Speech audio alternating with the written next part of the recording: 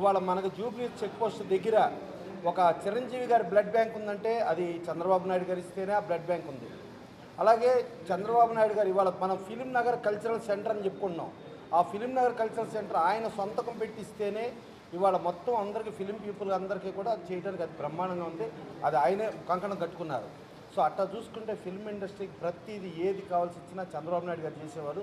అలాగే 2014 నుంచి 19 వరకు 18% జీఎస్టీ ఉంటే 9% స్టేట్ జీఎస్టీ ఉంటే అది నిర్మాతలకు ఇస్తాను అని చెప్పి ఆయన జీవో కూడా ఇవ్వటం జరిగింది.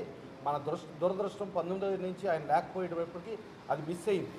అలాగే మనకు నంది అవార్డ్స్ వస్తే ఆయన 2014లో సీఎం అయినా కూడా దాని ముందు కూడా నంది అవార్డ్స్ కొనసాగిస్తూ 5 సంవత్సరాలకు ఒకటేసారి నంది అవార్డ్స్ 2016 వరకు కమిటీలు వేసి అనౌన్స్ చేసి అలా సినిమా ఇండస్ట్రీకి ఏది కావాలన్నా ఒక నంది అవార్డ్స్గా ప్రోత్సాహం కావాలన్నా ఒక స్థలాలుగా ప్రోత్సాహం కావాలన్నా ఏం కావాలన్నా ఆయన చేసేవారు.